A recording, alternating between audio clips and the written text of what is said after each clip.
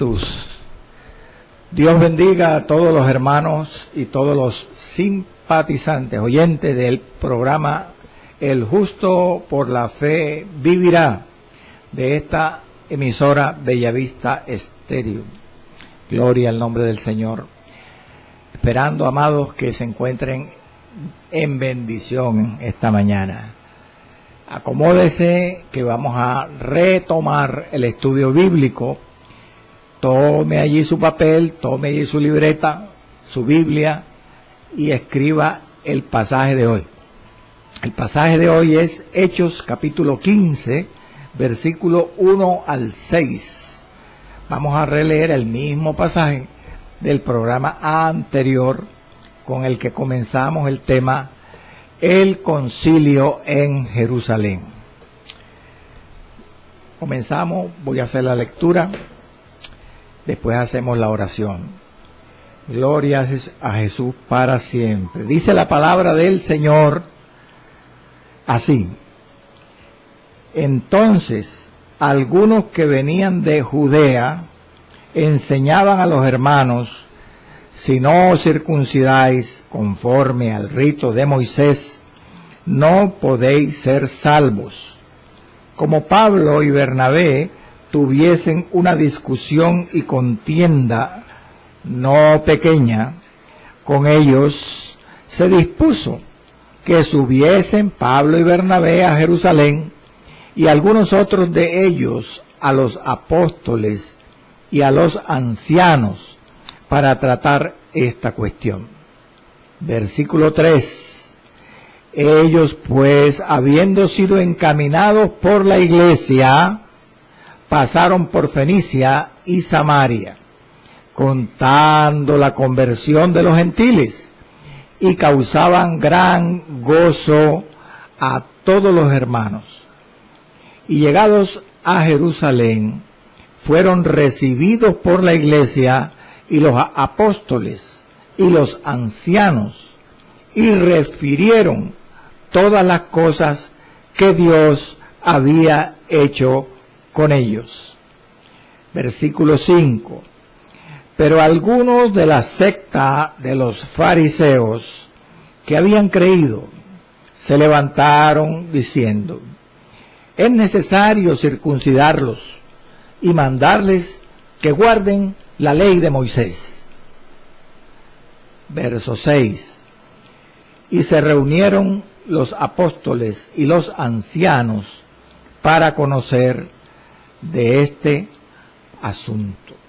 Oremos. Padre Dios Todopoderoso, Dios de Abraham, de Isaac y de Jacob, Señor, en esta mañana vengo delante de ti, Padre, pidiéndote tu ayuda, tu respaldo, Señor, en este programa de enseñanza bíblica, para que la sabiduría de tu Espíritu Santo, del Espíritu que inspiró esta Escritura, sea obrando en cada uno de los oyentes y en mí, Señor. En Cristo Jesús, Señor nuestro. Amén. Gloria al Señor. El Concilio en Jerusalén. Segunda parte. Gloria al Señor. Amados, recuerden cuál es la visión del tema del Concilio en Jerusalén. Son 35 versículos, amados hermanos y amigos. Los primeros 35 versículos del capítulo 15 del libro de Hechos, que para su estudio, gloria al Señor, lo voy a dividir, repito una vez más, ya lo dije en el programa previo, en 3 partes. Los 2 primeros versículos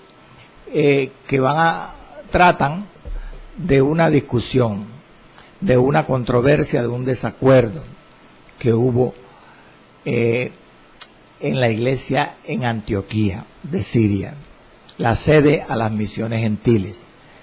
Los 4 versículos siguientes nos vamos a enfocar en el orden, gloria al nombre del Señor, el procedimiento, el orden del procedimiento que se siguió para solucionar esta disputa, esta controversia. Allí vamos a estar estudiando de los versos 3 al 6 el orden que se siguió para solucionar el problema que está planteado en los dos primeros versículos. Y los 29 versículos siguientes, gloria al nombre del Señor, del versículo 7 al 35, estudiaremos ya lo que se trató en la reunión donde se debatió el problema y se solucionó el problema, llamado el Concilio en Jerusalén.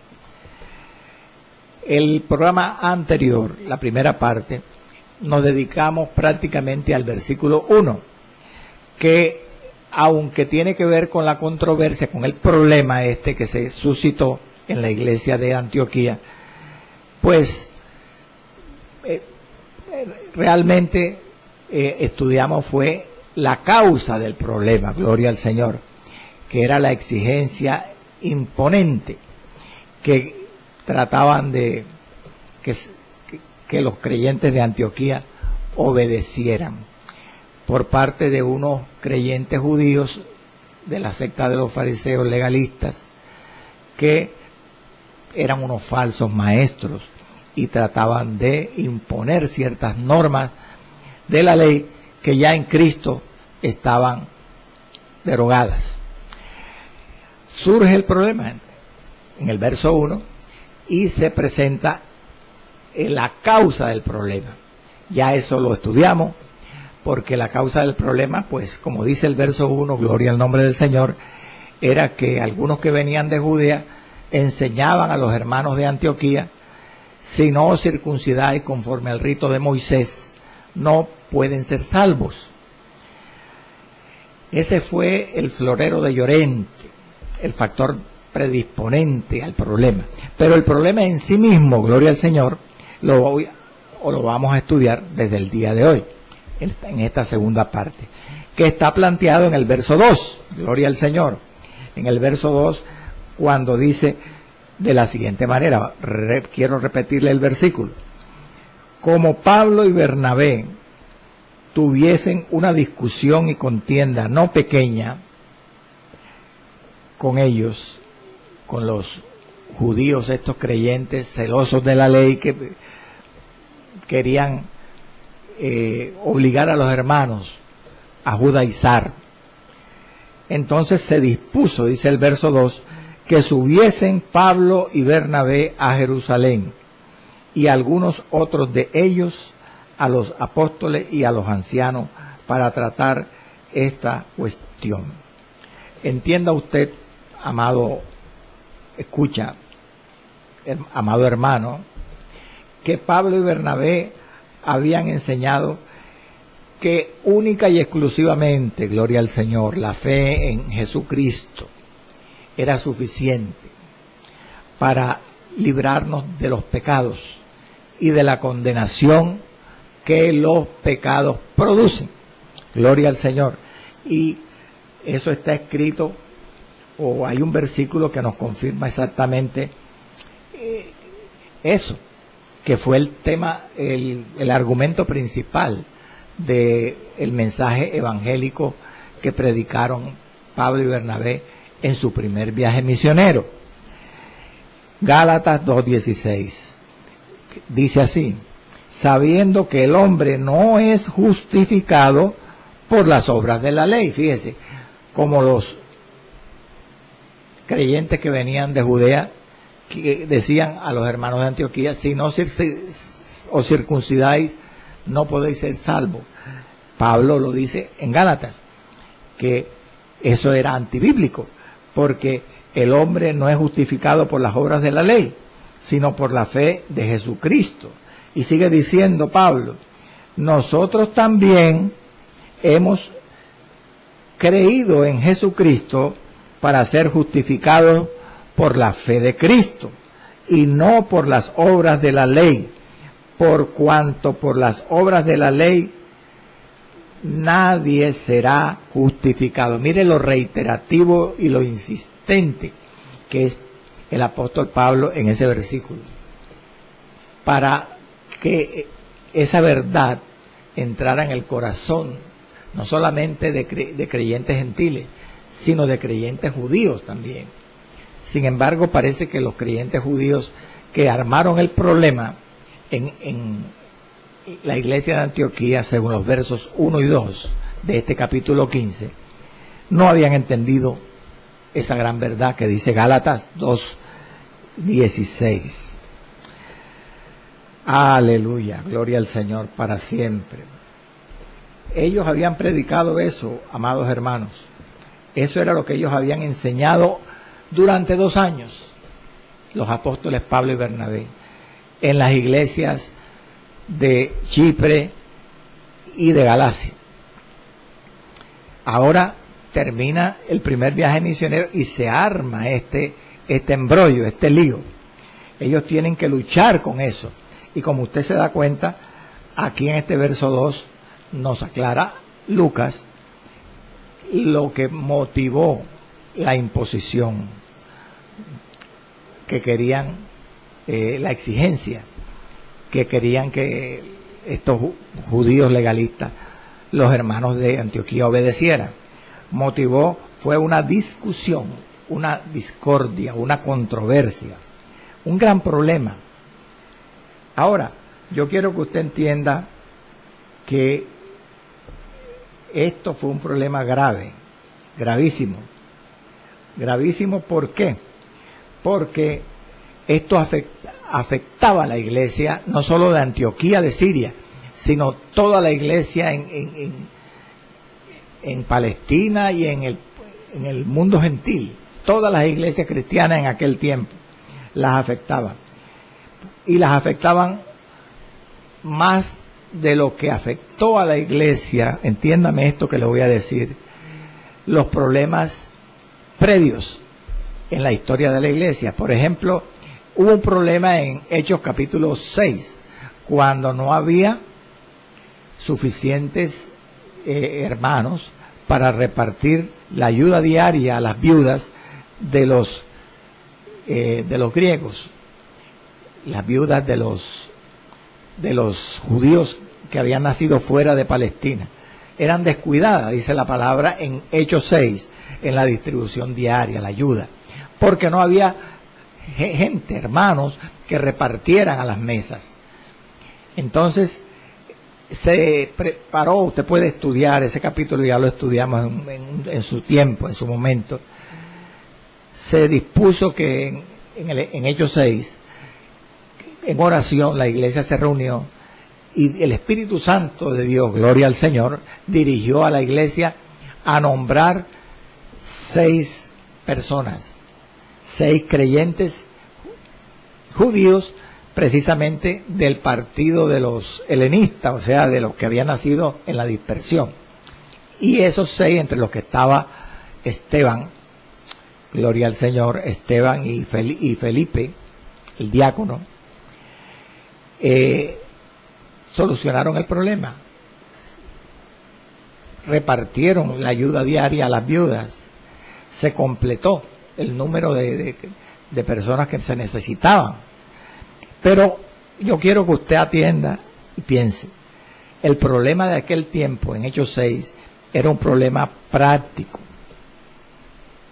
Se solucionó apenas se eligieron 6 servidores que después, con el tiempo, muchos llamaron los diáconos, el diaconado.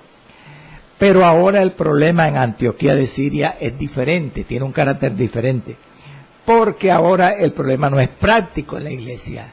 Esta controversia era de carácter doctrinal, de carácter teológico, y como tal afectaba no solo a la iglesia de Antioquía, sino a todas las iglesias en el mundo conocido de aquel tiempo. Y no solamente las constreñía, las turbaba espiritualmente, sino que también las dividía. Este problema amenazaba con dividir a la iglesia, porque era otra doctrina. Estos judíos venidos de Jerusalén, de Judea, dice ahí en el pasaje, decían que lo que Pablo había enseñado y predicado con Bernabé era incorrecto, no era verdad, no era correcto, que había que hacer obras de la ley para poder completar la salvación, además de creer en Cristo. Gloria al Señor. Por eso se arma, como dice el versículo 2, una discusión, una contienda no pequeña. Aleluya. Ellos no podían, hermano, ceder. Pablo y Bernabé no podían ceder en esto porque era contrario a lo que ellos habían predicado. ¿Entienda usted eso? Pablo mismo había enseñado además que Cristo vino a librarnos del yugo de la esclavitud.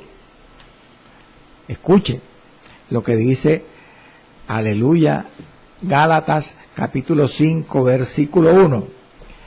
Estad pues firmes, le dice Pablo a la iglesia en Galacia, firmes en la libertad con que Cristo nos hizo libres. Y atienda bien lo que viene. Y no estéis otra vez sujetos al yugo de esclavitud, que era lo que los judíos, estos creyentes, trataban de imponer a los hermanos de Antioquía, que volvieran al yugo de esclavitud. Pablo había predicado precisamente eso, que no podía el creyente regresarse a la ley, porque eso era pecado. Bendito sea el nombre del Señor para siempre.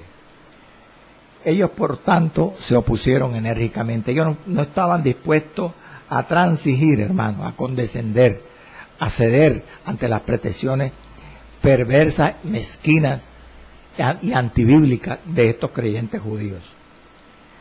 Yo quiero que vayamos un poquito más a fondo para que usted analice bien cuál era el problema de esta gente, de estos alborotadores, de estos falsos maestros. Aunque Pablo y Bernabé, con toda la autoridad divina, se paran en la brecha y contienden con ellos, dice, una discusión y contienda no pequeña, dice el verso 2. Estos perversos maestros falsos,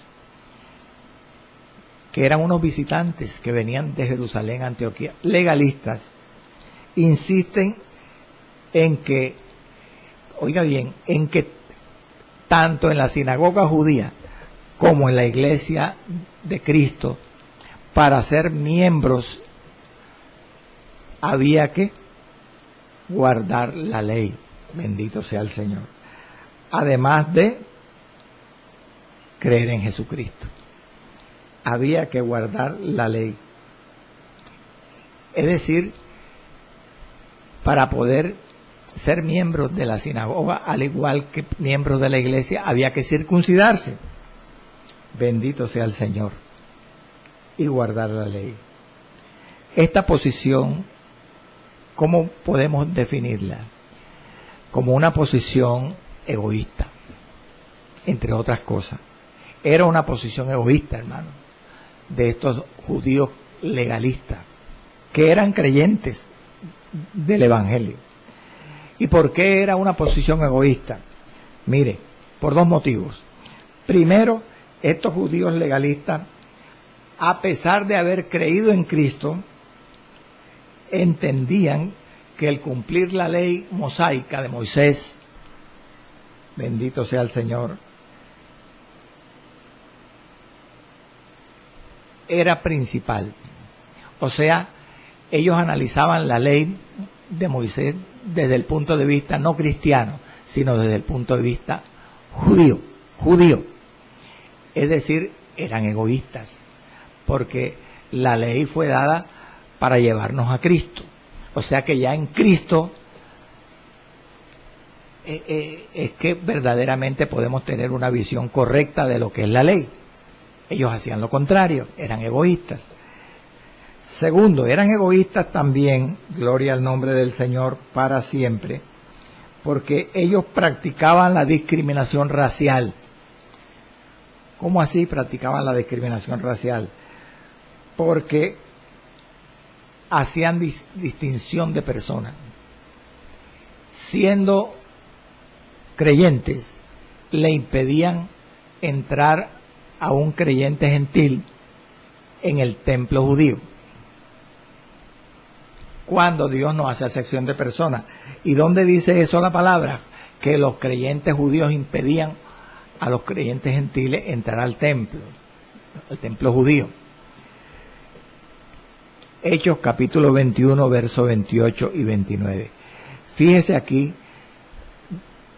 dice que unos judíos acusaron a Pablo ante, bendito sea el nombre del Señor, ante una multitud de judíos en Jerusalén.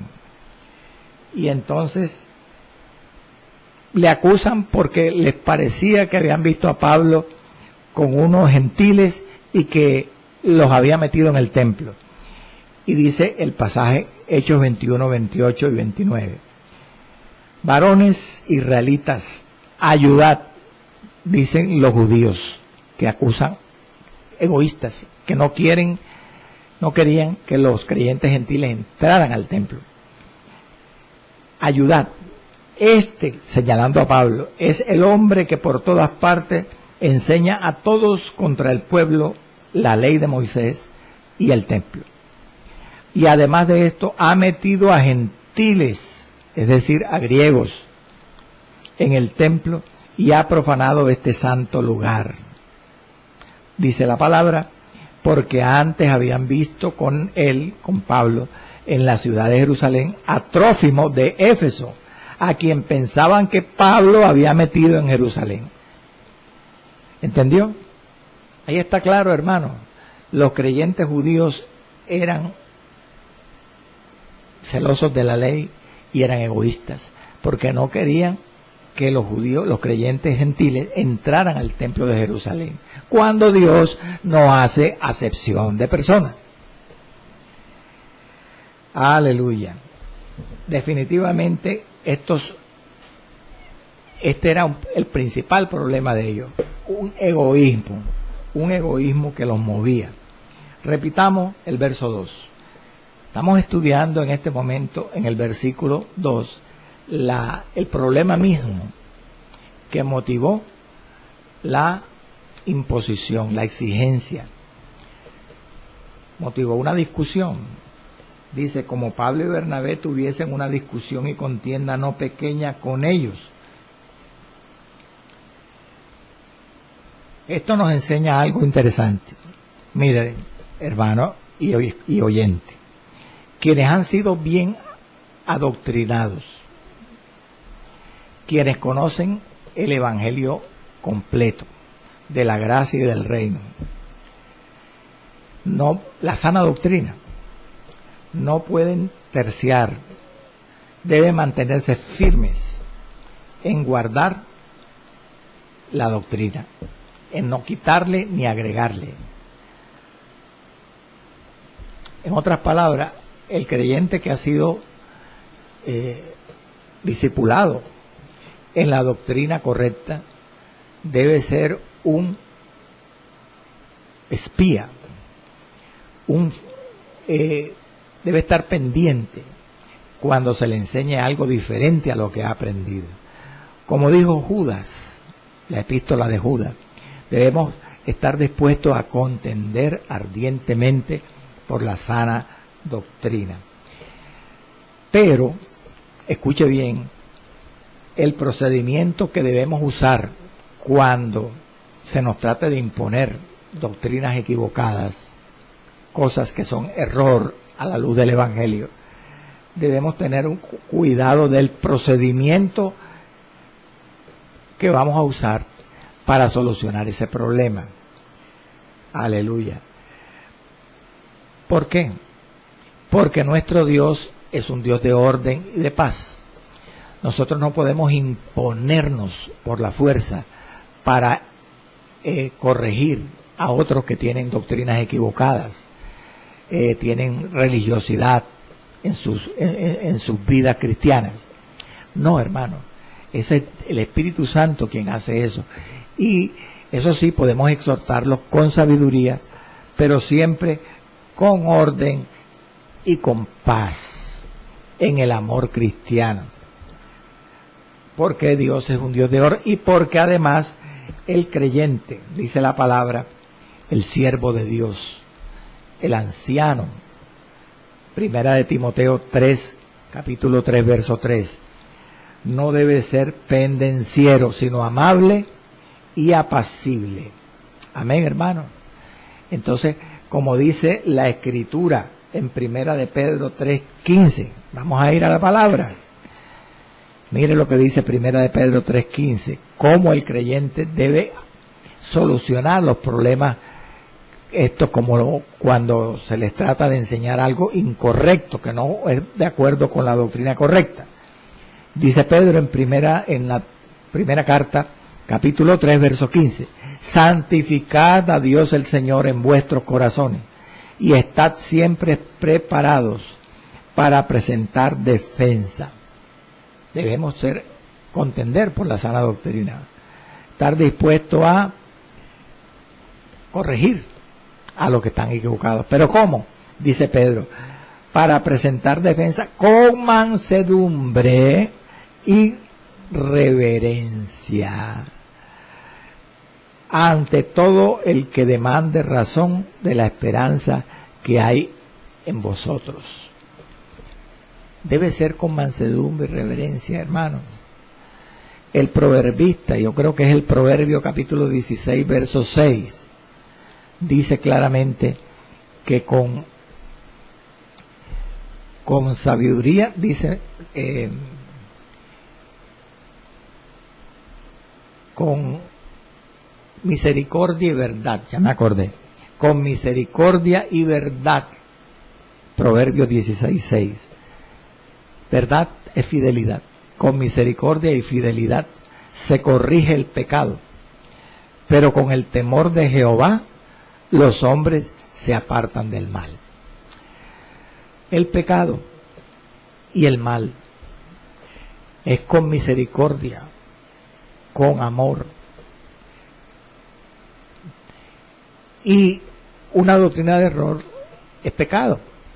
Entonces, esto abarca también cómo se debe corregir cuando debemos oponernos a enseñanzas contrarias a la Biblia. Con mansedumbre y reverencia, hermano, con amor, bendito sea el Señor, con orden y paz, porque Dios es un Dios de orden y de paz. Precisamente aquí tenemos el ejemplo. ¿Cómo procedió Pablo y Bernabé para corregir este problema de los judaizantes que enseñaban cosas antibíblicas? Ellos, entienda usted esto, ellos podían perfectamente bien usar de su autoridad apostólica y decirles a los creyentes, reunirlos en una reunión especial allí en la iglesia de Antioquía y decirles: nosotros como siervos del Señor, Bernabé y yo, podría haber dicho Pablo, hemos predicado 2 años a los gentiles en Asia y en Chipre, que somos salvos nada más por la fe, por la gracia mediante la fe, sin las obras de la ley. Así que esto que dicen estos creyentes judaizantes que vienen de Jerusalén, ustedes no lo cumplan, no les obedezcan, porque eso es falso.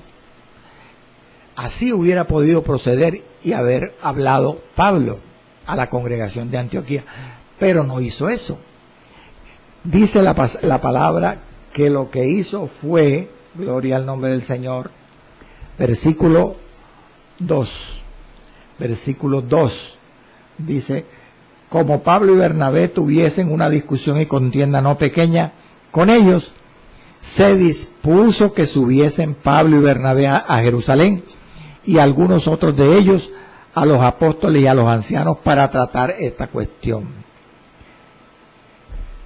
¿Qué hicieron? Resolvieron ir ellos con algunos otros que eligieron allí en Antioquía a presentarle el problema a los líderes de la iglesia en Jerusalén, los apóstoles y los ancianos de Jerusalén, y todos en una gran reunión, que es lo que se llama aquí en este capítulo el concilio en Jerusalén. resolver cómo se iba a arreglar ese problema. Eso se llama orden, eso se llama paz, eso se llama mansedumbre y reverencia. Ellos procedieron en orden, con paz, con mansedumbre y reverencia, como dice Pedro que debían tratarse estas cosas.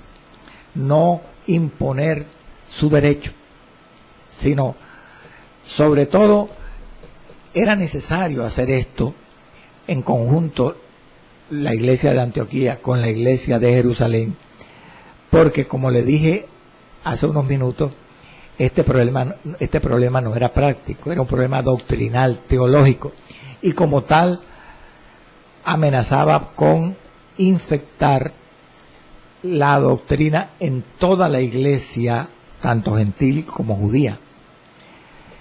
En otras palabras, si Pablo y Bernabé hubieran usado de su autoridad apostólica y hubieran procedido, como yo le dije que hubieran procedido,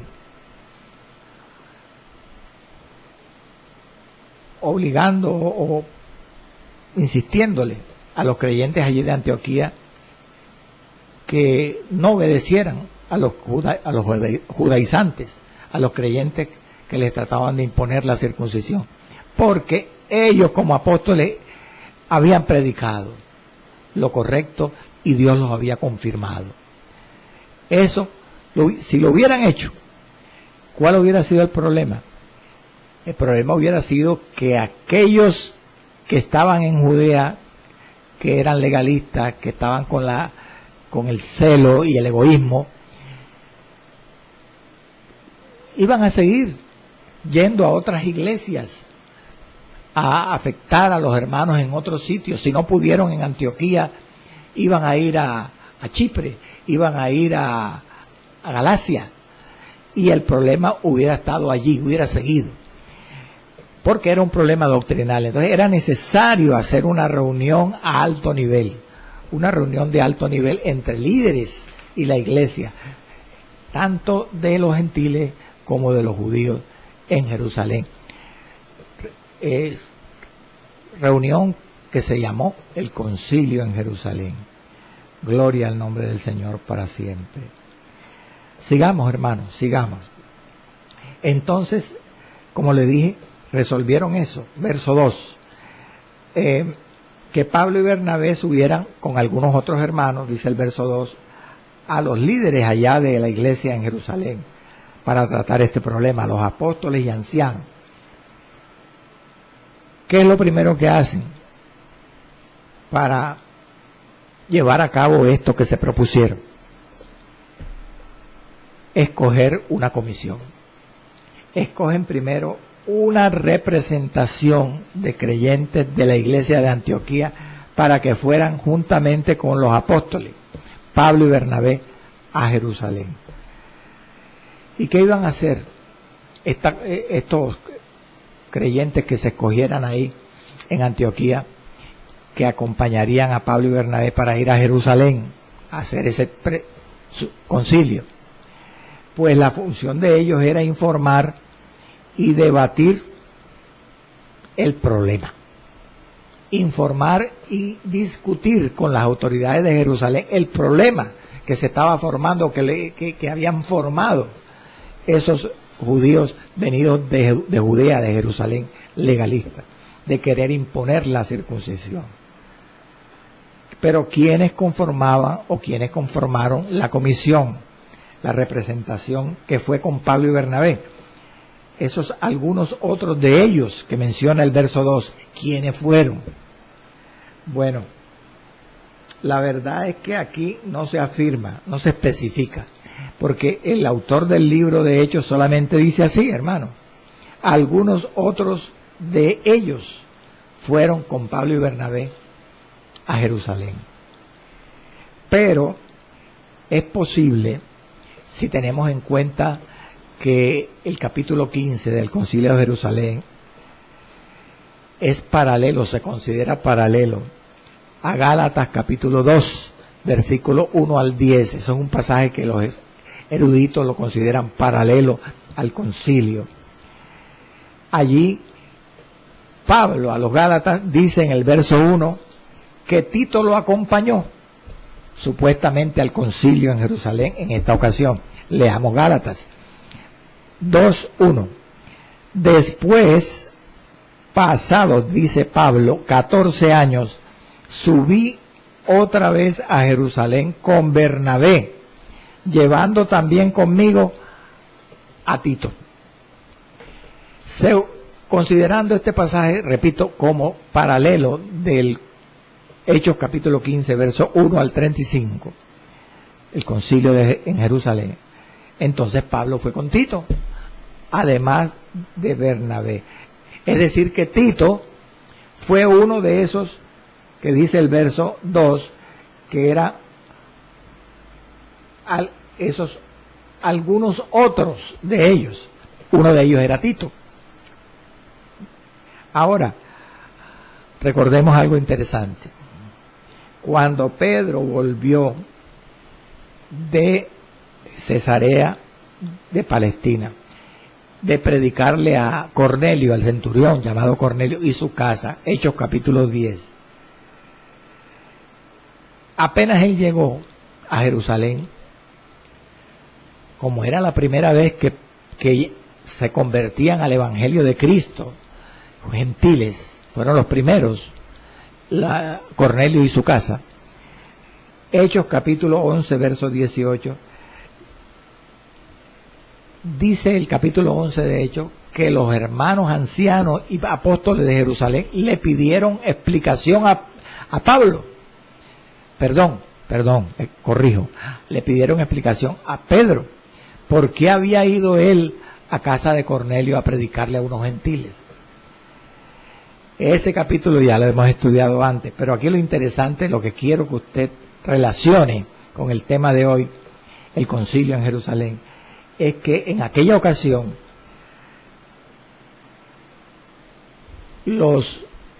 cuando oyeron el informe de Pedro, que fue el Espíritu Santo que lo había guiado a ir a Cesarea en una visión del lienzo, ¿se acuerda? Que bajaba con animales inmundos, pero la voz le decía: Pedro, lo que Dios limpió no lo llames tú inmundo, refiriéndose a los gentiles.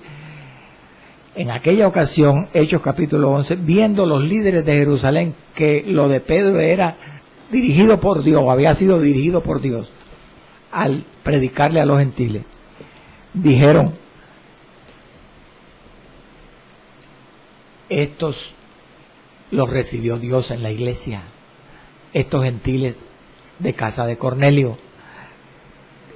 Escuche lo que dice Hechos 11, 18.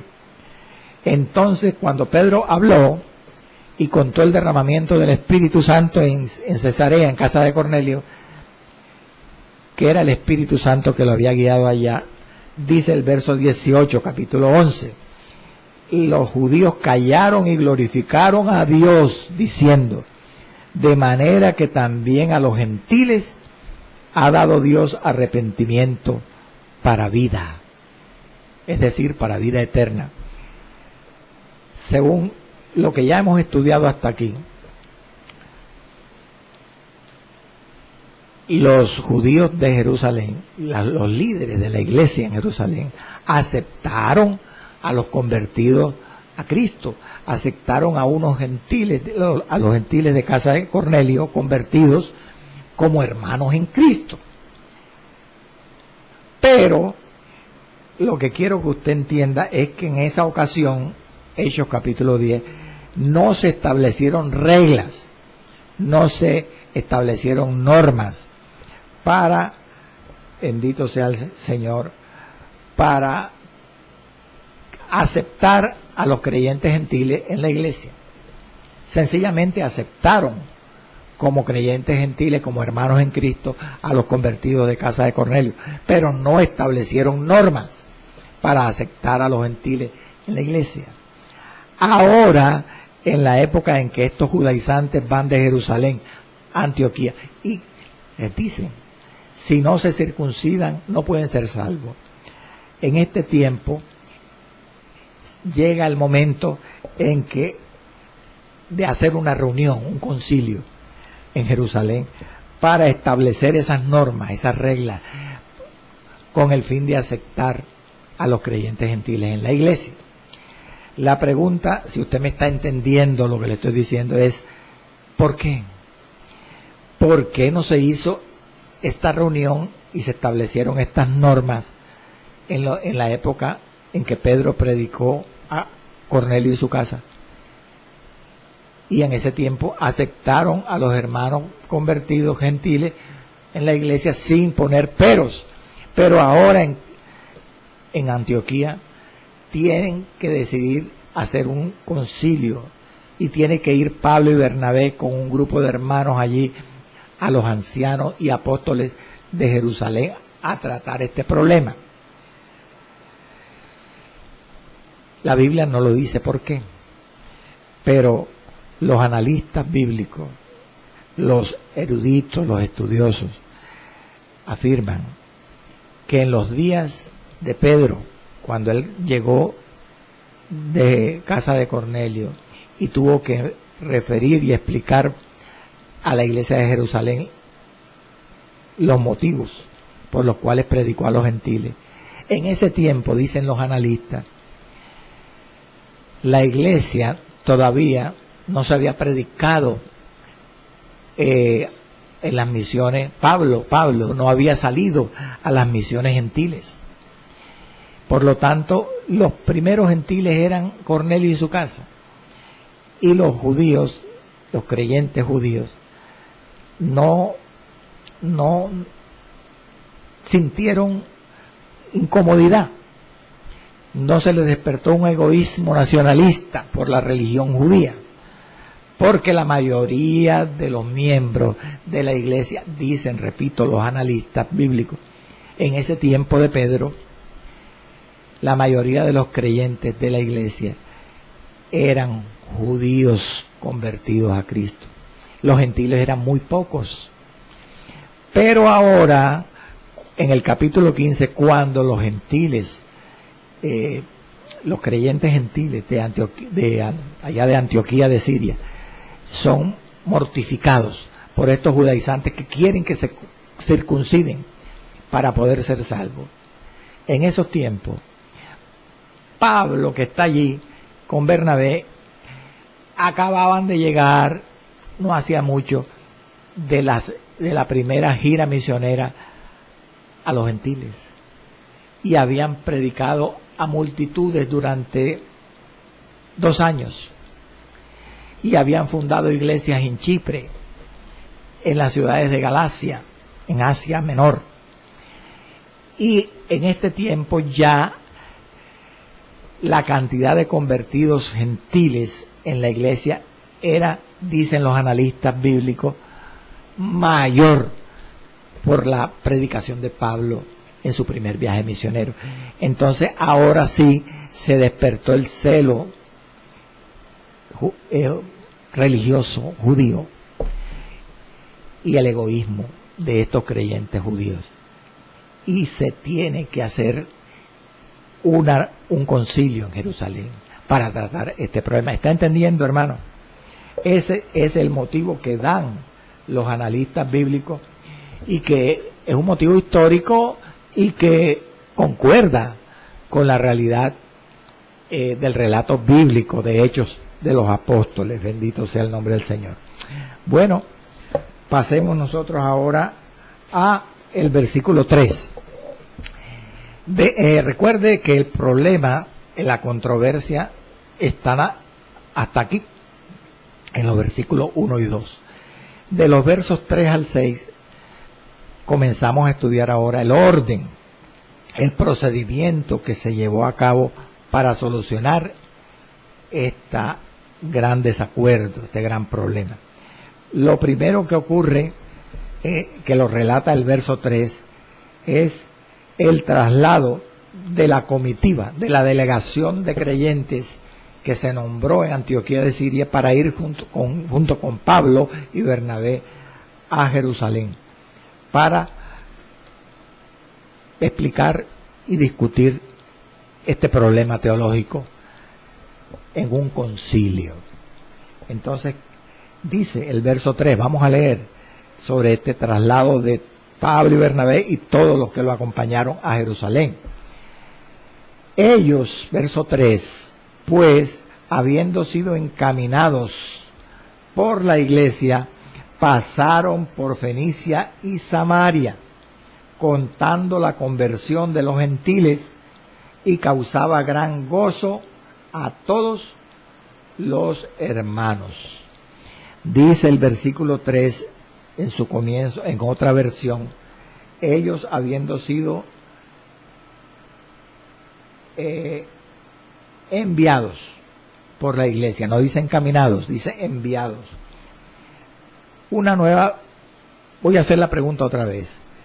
¿Quiénes componían la comitiva? La delegación, la representación de la iglesia de Antioquía. Pues Pablo y Bernabé y los que fueron nombrados, otros hermanos de entre ellos. Pero ¿quiénes eran esos otros? Como dije ahorita, no lo menciona Lucas. Pero por Gálatas 2:1, como acabo de mencionar, parece que Tito era uno de ellos. Es más, algunos exégetas dicen que Tito no solo acompañó a Pablo y a Bernabé a este concilio, porque lo dice Gálatas 2:1, sino que además la forma como redacta el libro de los Hechos, Lucas, supone que Tito era hermano de Lucas. Eso es una suposición, pero ¿en qué se basa? Y eso es lo interesante en este estudio, en una realidad, y es que así como Lucas no menciona su nombre, a pesar de que es el autor del libro de los Hechos de los Apóstoles, los que hemos estudiado este libro sabemos que, sobre todo del capítulo 13 en adelante, cuando Lucas va junto con Pablo en las misiones a los gentiles, Lucas no dice su nombre, él dice: nosotros vamos, íbamos, predicamos, comimos. O sea, menciona la primera persona del plural, nosotros, para dar a entender que él estaba incluido allí. Eso se llama modestia. Él era modesto. Y así como Lucas era modesto, dicen los estudiosos que afirman que Tito era hermano de Lucas, así también fue ese el motivo por el cual Lucas no mencionó a Tito en Hechos, porque como era su hermano, no lo mencionó por modestia. Y Pablo sí lo dice en Gálatas 2:1, que Tito iba con él, con Pablo y Bernabé. Bueno, sigamos. Mire, ¿qué significa? Preguntará usted. Hermano, dígame qué significa que ellos fueron encaminados por la iglesia. Dice otra versión, fueron enviados. Pero ¿qué significa eso de encaminarlos? Esta frase, esta palabra se ha interpretado como que fueron provistos. O sea, la iglesia de Jerusalén les suministró los viáticos para que ellos pudieran viajar. Los encaminaron. Cuando la Biblia habla de encaminar en el Nuevo Testamento, siempre se refiere a suministrar ayuda, a proveer lo material. En ese sentido, la iglesia de Antioquía colaboró con los hermanos para el viaje. Ahora, ¿qué hacen ellos en el camino? En ese traslado desde Antioquía a Jerusalén. Bueno, dice que pasaron por Fenicia y Samaria contando la conversión de los gentiles y causaba gran gozo a todos los hermanos. Si usted tiene un mapa de Asia, usted va a encontrar, sobre todo de aquel tiempo, de los días de Pablo, que cuando la comisión, junto con Pablo y Bernabé, salieron de Antioquía para Jerusalén, ellos tuvieron que salir hacia el sur, por tierra, seguramente fue por tierra, porque de haber sido por mar, lo hubiera dicho Lucas. Y al salir por tierra, en el sur de Siria, donde quedaba Antioquía, estaba Fenicia. Y al sur de Fenicia estaba Palestina. Y para llegar a Jerusalén, antes de llegar a la provincia de Judea, cuya capital era Jerusalén, había que pasar por la provincia de Samaria, en Palestina. Es decir, que esto es geográficamente exacto, lo que dice Lucas. Ellos pasaron por Fenicia y Samaria, o sea, las provincias que estaban al sur de Antioquía. Fenicia primero, Samaria después. Pero ¿qué hicieron? Contaban la conversión de los gentiles y causaba gran gozo a los hermanos. Observe, amado, que ellos no perdieron tiempo. Así debe ser el creyente, hermano. El creyente, si Dios lo manda a evangelizar en alguna región y tiene que hacer un pare, una pausa, porque la región donde va es lejana, son varios días de camino, debe testificar, debe predicar, aprovechar el tiempo en esas pausas para que las personas reciban del Evangelio, regar la semilla. Eso fue lo que hicieron ellos. Aquí dice que contaban la conversión de los gentiles. Esta sentencia, contaban la conversión de los gentiles, se ha interpretado en que referían las maravillas que Dios había hecho con ellos en el viaje misionero a Asia y a Chipre. Y además que la iglesia iba creciendo, cómo se iba extendiendo la iglesia. Y se supone también que aquí, en esta frase, contaban la conversión de los gentiles, además va incluido lo que le acabé de decir, que ellos seguramente predicaron, evangelizaron en esas ciudades, Fenicia y Samaria, en esas provincias, y en otras partes más donde iban. Ahora, mire usted qué diferencia. Como en Jerusalén había muchos celosos de la ley convertidos a Cristo que armaron este problema. Pero ellos cuentan las maravillas que Dios así hizo, cuentan la conversión de los gentiles en Fenicia y en Samaria, y ahí no encuentran ninguna oposición. Ahí no hay legalistas que se oponen. Todo lo contrario, dice que se causaba gran gozo a todos los hermanos. Eso es lo que debe ocurrir en realidad en la iglesia, hermanos. Cuando recibimos informes de cómo la iglesia va creciendo, cómo Dios va salvando, va haciendo maravillas en otras partes, tenemos que gozarnos, porque hay más gozo en el cielo por un pecador que se arrepiente que por 99 justos que no necesitan de arrepentimiento. Bendito sea el Señor. Este gozo que producía el testimonio de Pablo y Bernabé en estas ciudades por Fenicia y Samaria era un gozo que preparó a los apóstoles y a sus acompañantes, los fortaleció y los consoló para el encuentro que iban a tener en Jerusalén, en el concilio con los apóstoles y ancianos de allá de Jerusalén. Dios les preparó, hermanos, por medio del gozo de los hermanos, a los mismos apóstoles. Bendito sea el nombre del Señor.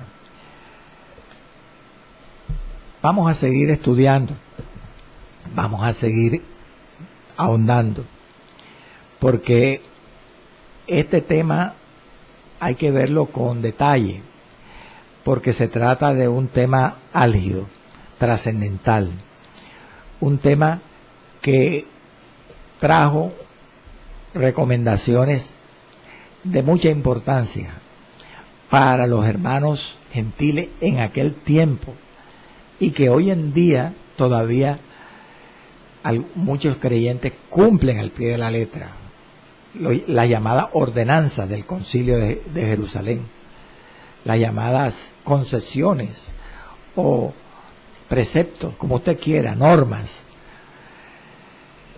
Y esto lo vamos a examinar a la luz de la palabra, hermanos, confrontando la doctrina y entendiendo con equilibrio, hermanos, con madurez cristiana, los detalles que se trataron en el concilio en Jerusalén. Seguimos la próxima semana. Padre Santo y Padre Bueno, yo te doy gracias, mi Dios amado, por lo que tú me has enseñado, por lo que tú has enseñado a otros a través de mí en esta mañana.